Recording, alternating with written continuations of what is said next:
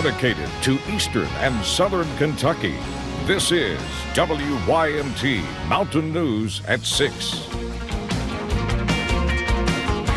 Strong to severe storms could lead to a few problems tomorrow across the region.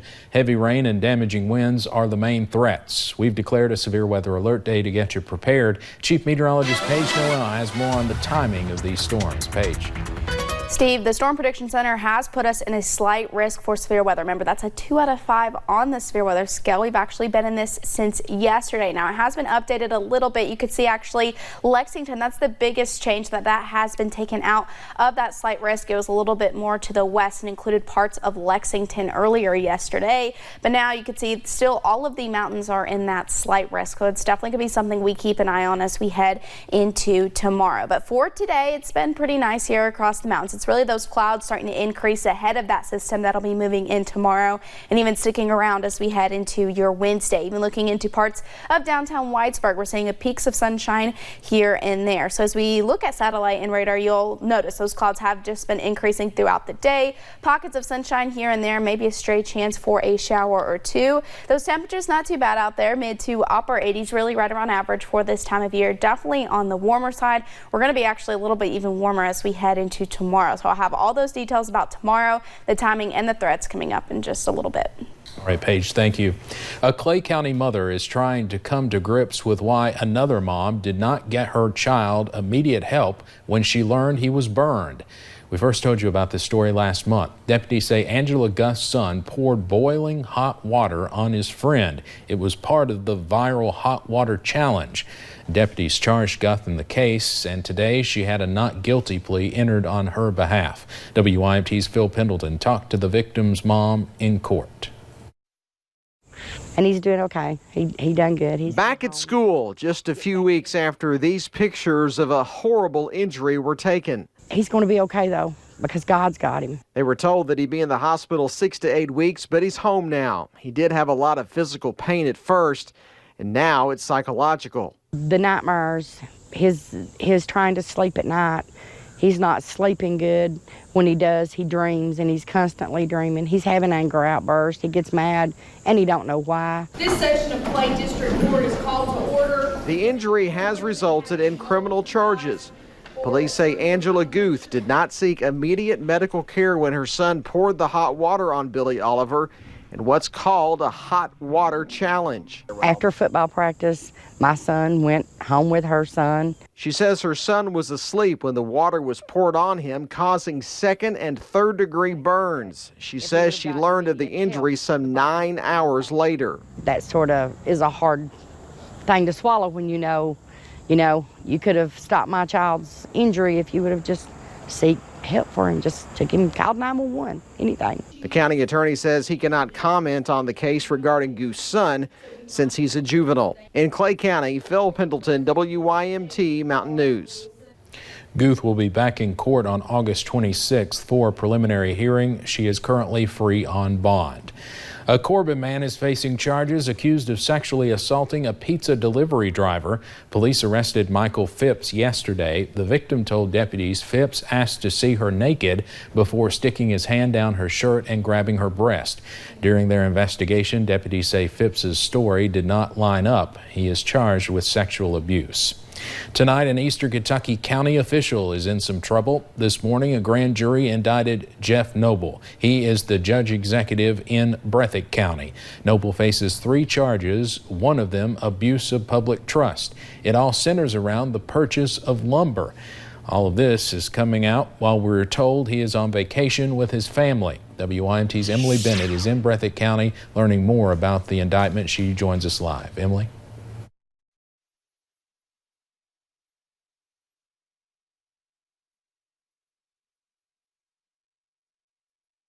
but then gave it to a man in the county for personal use. Now, he also claims Noble covered his tracks by buying over $1,000 of lumber and keeping some for county use. Wolf said when Noble heard of the investigation, he tried to hide what he had done. He then called the man who received the lumber and told him to take some of the lumber to an actual County Bridge work site. When he found out the depth of the investigation, he called for all of the lumber to be returned. The grand jury met this morning and indicted Noble. He is currently on vacation in Mexico. The judge set Noble's bond at $250,000. I suggested that he turn himself in as soon as he returns from vacation.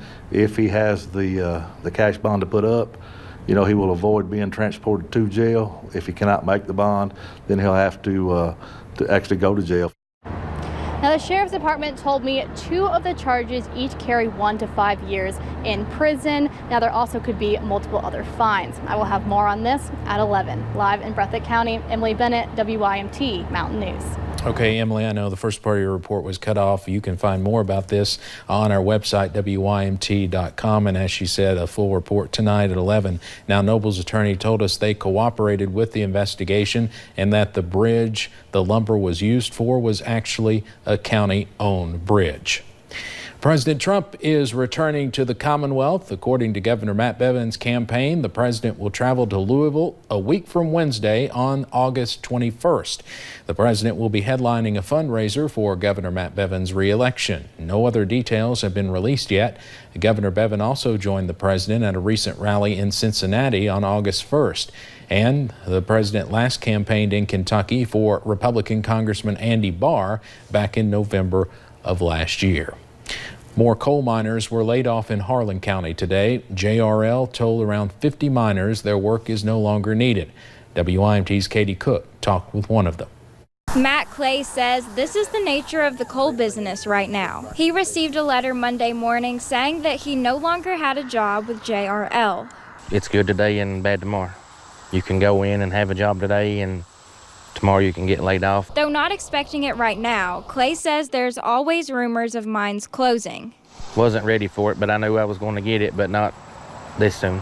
And now he has something in common with the Black Jewel miners protesting in Cumberland. The news of the JRL layoffs comes on the 3-week anniversary of the start of the Black Jewel protest. We're going through this situation, that we're dealing with, and then we get word today of the JRL layoff. And I was speaking with him, and it's hard. But through it all, whether Black Jewel or JRL, we got food, we got whatever that they're going to eat. They're brothers like we are. They'll not get turned away. One miner is now forced to take a new path. You just got to start on with a new life. While another fights for the pay he has earned in the mines. When you take the community and put them together for what's right, it's amazing what can be done. And they say you should never underestimate the strength and bond of Eastern Kentucky coal miners. In Harlan County, Katie Cook, WYMT Mountain News. Back in June, JRL's general manager said the company had too much of a focus on surface mining. The Black Jewel protesters in Cumberland still say they are not leaving until they are paid what they are owed. Tomorrow is a big day for laid-off Black Jewel miners. The Christian Appalachian Project is bringing truckloads full of items to help them and just the general public out. All Black Jewel miners in any county can stop by the Harlan Center from 10 until 1. You need to take a pay stub and photo ID. Then from 1 until 4, anyone from the general public can stop by there to grab food, drinks, and hygiene products. A fire in Pike County killed one man during the weekend. 58-year-old Benny Tackett was found dead in his home Saturday night. WYMT's Buddy Forbes spoke to Tackett's family, who say they hope Benny's life is what people remember, not his death. To say it is a difficult time for Benny Tackett's family would be an understatement. Are we going to hurt? Yeah, we're hurting. But it is the fire inside of Benny's heart that they want everyone to remember. This stuff down here in this bottom, we'll doze it over if we have to. We need people to put that stuff out of their minds, because I know that God took him way before this fire took him. Benny returned to his childhood home a few years ago, purchasing the property on which he grew up. He has gone through a lot since then. Recently, he started battling cancer. Life was not easy for Benny, and his faith through his sickness, it didn't waver. His brothers and sisters say he always gave above his means and constantly tried to overcome his sickness by working for others. He wanted to go back to work. He told me that. He just wanted to go back to work. His brother Garrett says that Benny's work became about helping to get the family's church on its feet as they began renovations this year, the most of which were complete Saturday, hours before the fire. He fulfilled what God had him to do, and God took him home. They say there is a sense of comfort, Undertaker, knowing Benny's work and fire for the Lord will be remembered for generations to come. In Pike County, Buddy Forbes, WYMT, Mountain News. Funeral arrangements are unknown at this time, but we will update our web story as soon as they are available. The University of Pikeville recently received a grant that could help the opioid crisis in Appalachia. The $750,000 competitive grant will be used to fund a master's program of social work for specialization in mental health and addictions. Director of Public Affairs Laura Dameron says this grant is transformative for the entire region. So this Master of Social Work program will go a long way in enhancing and increasing the number of individuals that are out there helping. The grant is supported by the Health Resources Services Administration of the U.S. Department of Health and Human Services. Officials hope to begin the program in the fall of 2020.